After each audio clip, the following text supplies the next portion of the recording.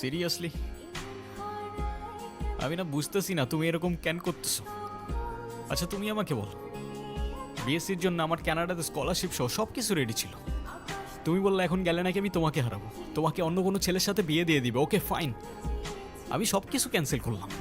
তারপর তুমি বললা তোমার বাবা বলছে যে বেকার কোনো ছেলের সাথে বিয়ে দিবে না। আমি সব কিছু ছেড়ে আমার বাবার বিজনেসে বসা শুরু করলাম, যেটাই আমার এতটুকু ইন্টারেস্ট ছিল না। আমি আমার সব ইচ্ছা ছেড়ে তোমার জন্য পারফেক্ট হওয়ার চেষ্টা করলাম। তারপরও কিসের কমতি থেকে গেল যে তুমি আজকে এঙ্গেজমেন্ট রিংটা ফেরত দিয়ে দিচ্ছ? আরে আমাকে কারণটা তো বলো অ্যাটলিস্ট।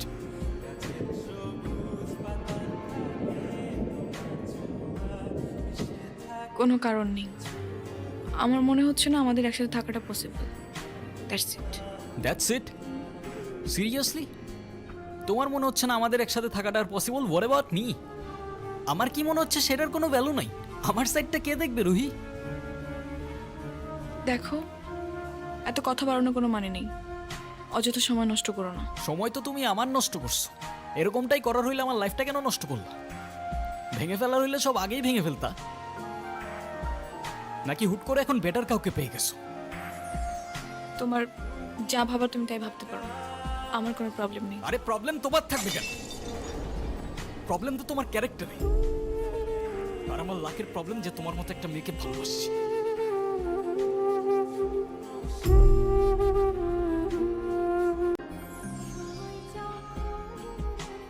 বাবা, আমরা আসলে এমন একটা পরিস্থিতির ভেতর দিয়ে যাচ্ছি, আমরা তোমাকে কিছু জানাতে পারিনি।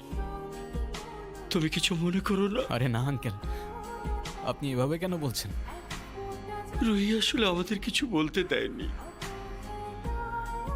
এনগেজমেন্টের কিছুদিন পর আমরা জানতে পারি ওর লাং ক্যান্সার। ডক্টর, আপনারা একজনের বেশি ভিতরে না যাওয়াটাই বেটার। ওর এখন কি অবস্থা? এখন ঘুমাচ্ছে। ফারুক সাহেব, আপনি একটু এদিকে আসুন।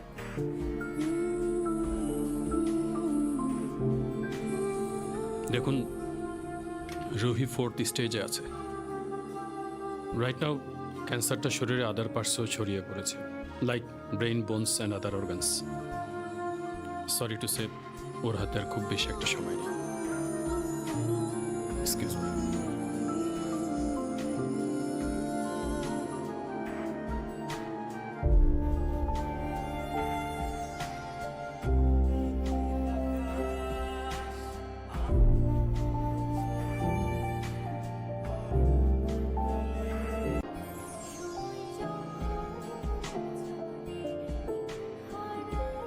আমাকে মাফ করে দিও রুহি। আমি না বুঝেই তোমাকে অনেক কথা বলে ফেলছি। তুমি আমাকে একটাবার বলতা। এতদিনেও কি তুমি আমাকে এতটুকু চিনতে পারলা না? একটাবার বললে কি আমি তোমাকে ছেড়ে চলে যেতাম?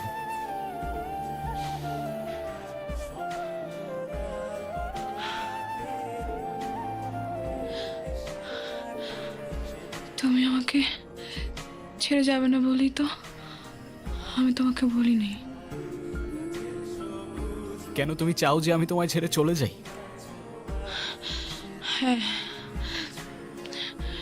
তুমি কেন আমার এরকম একটা জীবনের সঙ্গে তোমার সুন্দর জীবনটা জড়াতে চাও বলো? তুমি ছাড়া আবার কিসের জীবন? আমার জীবনটা তো ততক্ষণই সুন্দর যতক্ষণ সেই জীবনে তুমি আছো।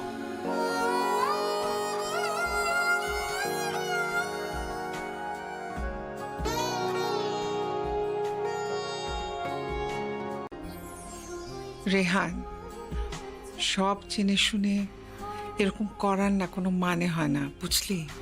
আমি তোকে যেটা বলছি সেটা তোর ভালোর জন্য বাবা। এমন কিছু করিস না যাতে তোর জীবনটাই নষ্ট হয়ে যায়। মা, আমি ওকে ভালোবাসি। প্লিজ একটু বুঝে কথা বলো। আমি তো বুঝলাম তুই ভালোবাসিস, কিন্তু বিয়ে, ভালোবাসার জন্য নিজের ভবিষ্যৎটা নষ্ট করে দিবি? মানে মেয়েটা তো যে কোনো সময়। থামো না মা, প্লিজ। এটা তো আমার সাথেও হইতে পারতো না? আর আমার সাথে হইলে আর যাই হোক রুহি কখনো আমাকে ছেড়ে চলে যেত না। আর আমার লাইফে ওর আগে না কেউ ছিল আর না পরে কেউ থাকবে। সাব্বাস, এই না হলে আমার ছেলে। আরে বাবা, ভালো সময় কিংবা খারাপ সময় সব সময় পাশে থাকাটাই কিন্তু ভালোবাসা। রেহানা মা, রাগ করো না। আল্লাহ না করুক যদি কখনো তোমার কিছু হয়ে যায়, আমি কি তোমাকে ছেড়ে চলে যাব? না, বরঞ্চ তোমার পাশে থেকেই আমি তোমাকে সাহস যোগাবো।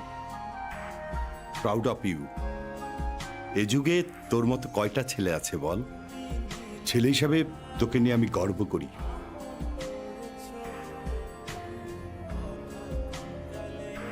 আমার কথা রাগ করিস না। না মা, রাগ করি নাই। আচ্ছা ঘুমিয়ে পড়, রাত জাগিস না। হ্যাঁ, ঠিক আছে, তোমরাও যাও ঘুমায় পড়ো। ডক্টর, আমি না আর বুঝে উঠতে পারতেছি না আমি কি করব। ওর জন্য কি আর কিছুই করার নাই?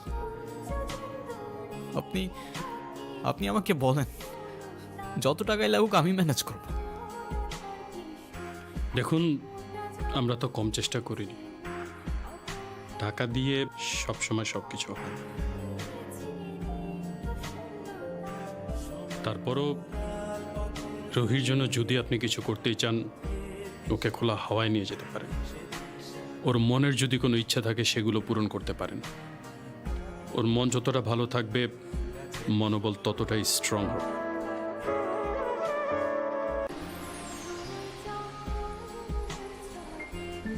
তুমি কি ভিডিও করতেছো? Yes sir. আমি তোমাকে ছবি তুলতে বলছি, ভিডিও করতে বলিনি। আচ্ছা, তুমি যে আমার সাথে এত দূরে আসছো, তোমার বাসায় যদি জানতে পারে?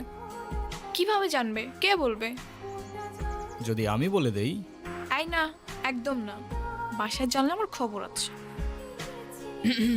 ওকে। তো ফিউচার রুহিকে তোমার কিছু ইচ্ছার কথা বল, তাই ও দেখে নিতে পারবে যে তোমার ইচ্ছাগুলো আদৌ পূরণ হইল কিনা। ইচ্ছে? আমি তো সেভাবে কোনো ইচ্ছে ভাবিনি। তো এখন ভেবে বলো। আচ্ছা, কোনো এক বিকেলে আমি তোমার সঙ্গে সমুদ্র দেখব। ওকে। আর আর সেই সমুদ্রের পাড়ে দুজন মিলে সন্ধ্যাবেলা ফানুস উড়াবো। আচ্ছা, কারণ সমুদ্র আমার অনেক প্রিয়। তুমি আমি অনেক ঘুরবো, অনেক মজা করবো।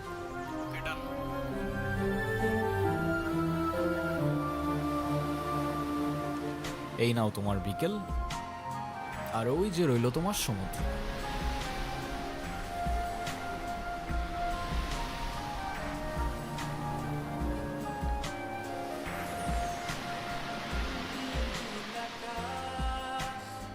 চোখ বন্ধ করো।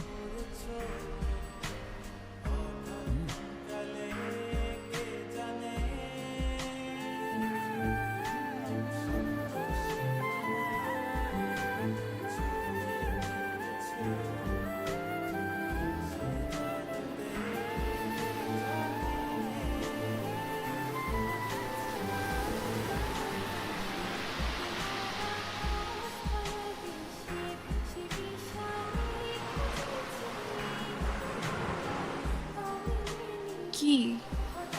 তো বলো, আর কি বাকি রইল? আর কিছু বাকি নেই। Wrong answer. আছে তো। তো ফিউচার রুহিকে জানানোর মতো আর কোনো ইচ্ছে? না, আর তো তেমন কিছু মনে পড়ছে না। বুঝছো, যেটুক চাবা ওইটুকুই কিন্তু পাবা। পরের বার বললো না আমি জিজ্ঞাসা করিনি। আচ্ছা ওয়েট, আমরা ফানুস উড়ানোর পর ক্যান্ডেল নাইট ডিনার করব। সাথে থাকবে সমুদ্রের ঢেউ আর বাতাসে থাকবে কাঠগোলাপের সুবাস। কেমন হবে? নিজের দোষে নিজেই ফাঁসলাম মনে হচ্ছে। আচ্ছা, তো ফিউচার রুহি শুনতে পাচ্ছ? তোমার ইচ্ছাগুলো পূরণ হইল কিনা আমাদের জানিও কিন্তু।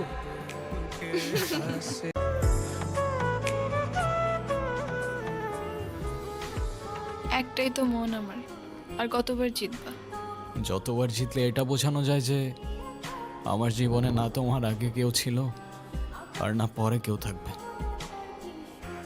এতটা ভালোবাসো আমায়? তুমি জানো, আমার খুব ভয় হয় মুখে যাই বলি না কেন, আমার মনে হয় আমার মানুষটা আমারই থাকুক, সে যেন আমাকে কখনো ভুলে না যায়। শুধু তোমারই থাকবো রুহি, কখনো ভুলবো না। আমি অনেক লাকি যে তোমার মতো একটা মানুষ আমার লাইফে আসছে। আমার সব স্বপ্ন পূরণ হয়ে গেল। এই কিছু মুহূর্তে মনে হচ্ছে 1000 বছর বেঁচে থাকার স্বাদ পেয়ে গেলাম। আমার আর কোনো আফসোস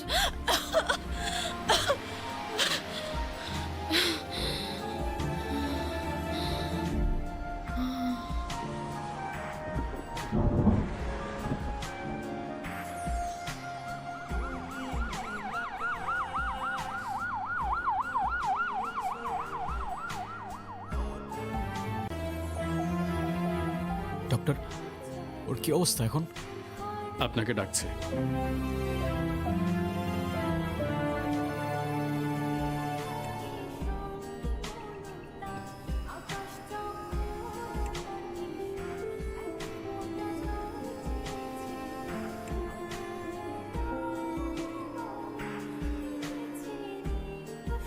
কি ব্যাপার, তুমি কাঁদতেছো কেন? আরে আমি আছি তো। আরে না, কই কাচ্ছি না তো। কাজী ডাকছো? সবাই আসছে? হ্যাঁ, আসছে তো। ডাকো সবাইকে। মা,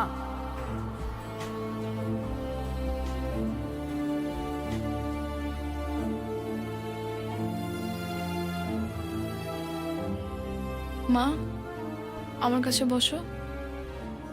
বাবা, মা, আমার কাছে আসো, বসো।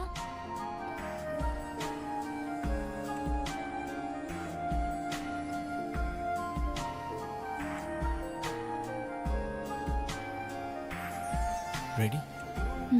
অলওয়েজ।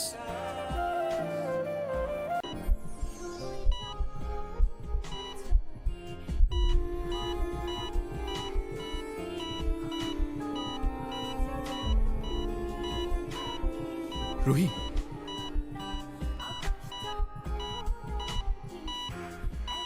ডক্টর।